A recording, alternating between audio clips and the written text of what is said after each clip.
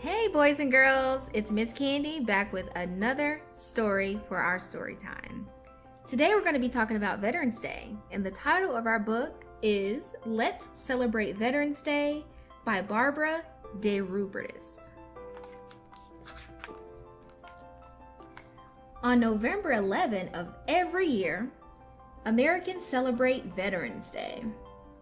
On this day, we honor our country's veterans, the men and women who served in the United States Armed Forces.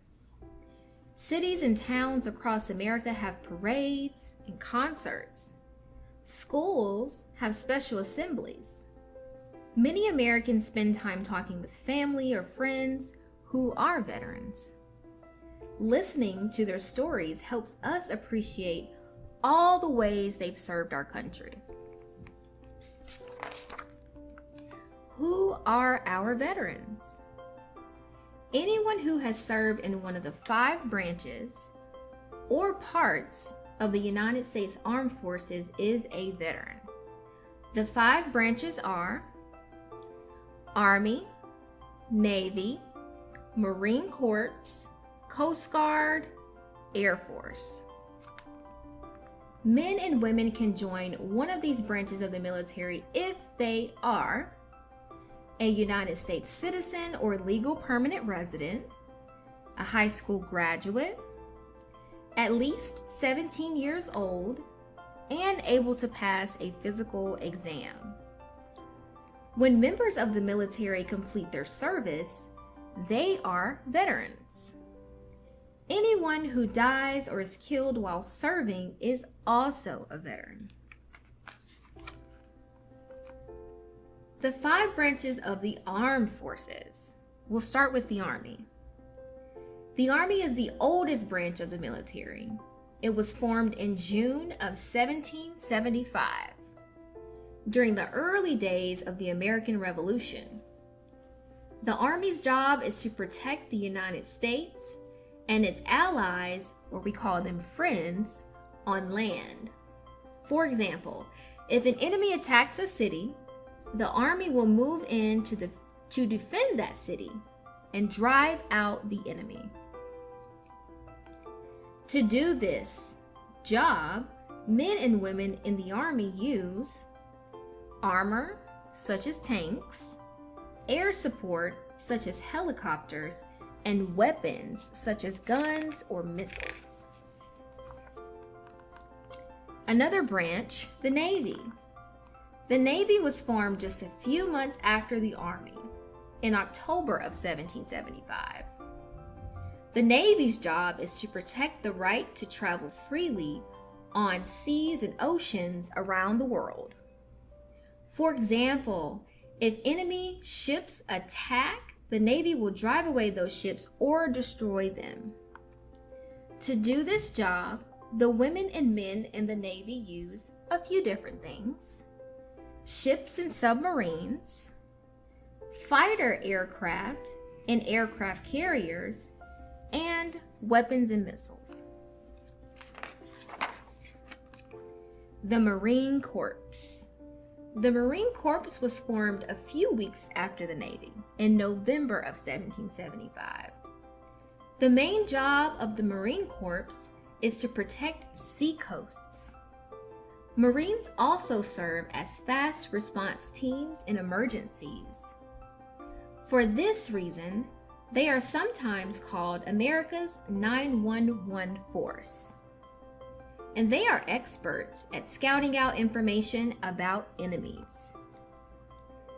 To do all their jobs, men and women in the Marine Corps are trained to operate everywhere: on land, in the air, and at sea. They use special equipment that includes amphibious vehicles that can travel both in water and on land, amphibious ships that can land on enemy territory, and heavy lifting helicopters for moving troops and vehicles. The Coast Guard. The Coast Guard was formed in 1790. At that time, it was called the Revenue Cutter Service. In 1915, it became known as the United States Coast Guard. The main job of the Coast Guard is to offer help during emergencies in water. For example, if an airplane crashes in American waters, the Coast Guard will rush in to rescue everyone on board. Other jobs done by the women and men of the Coast Guard include conducting search and rescue operations, enforcing laws and boating safety rules, protecting ports and sea travel, and controlling illegal activities. To do these jobs, men and women in the Coast Guard use a few different things. They use boats and ships, aircraft, and rescue stations on the shore. The Air Force. The Air Force is the youngest branch of the military. It was created in 1947. Before that time, it was part of the Army called the Army Air Corps. The Air Force's job is to defend the United States and its friends in the air, in outer space, and in computer cyberspace.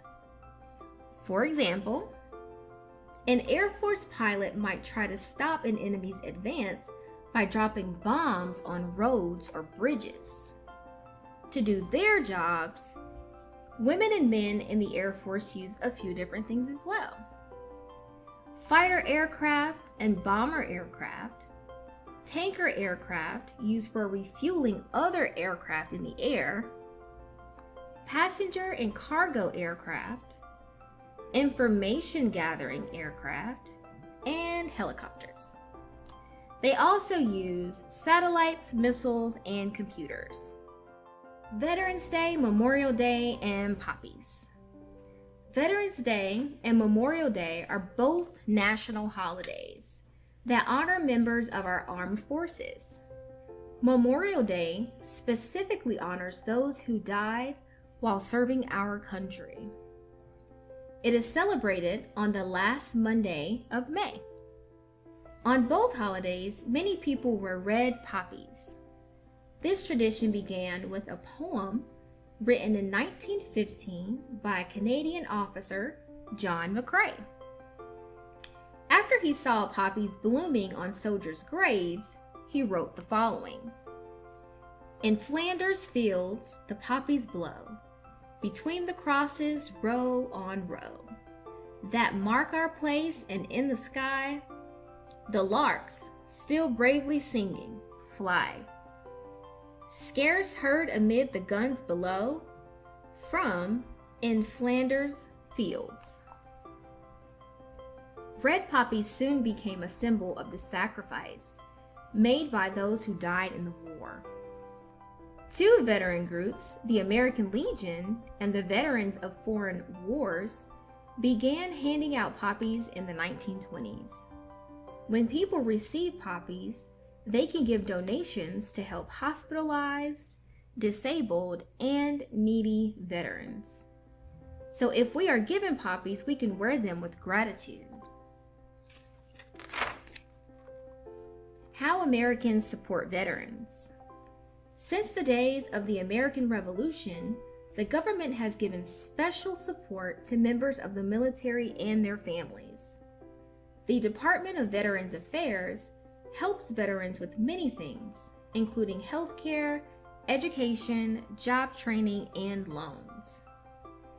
If a veteran passes away, his or her family can request military funeral honors. Then, the Department of Defense will send an honor guard to present an American flag to the family and play taps. Other groups support veterans through donations from private citizens. These groups offer many services. For example, some provide service dogs, some provide sports equipment, and training for disabled veterans. Our veterans have sacrificed much for us. We show our gratitude by helping them in as many ways as we can. The Veterans Day National Ceremony is held every year at Arlington National Cemetery. This cemetery is the home of the Tomb of the Unknowns. 3 soldiers are buried here. 1 from the First World War, 1 from the Second World War, and 1 from the Korean War. These soldiers are unknown because they could not be identified when they died. They represent all American unknown soldiers. The tomb is guarded around the clock every day of the year by members of the Army. Being selected as a tomb guard is a high honor. During the Veterans Day National Ceremony, a wreath is placed at the tomb, usually by the President of the United States. A bulgar plays taps. Then veterans march with flags and a parade of colors, and speeches honoring our veterans are given. Members of the military, the families and friends of some of those buried at Arlington, and many regular American citizens attend this ceremony to show their respect for our veterans. Veterans Day celebrations. Americans all across the country celebrate Veterans Day in many different ways. People display American flags outside their homes and businesses.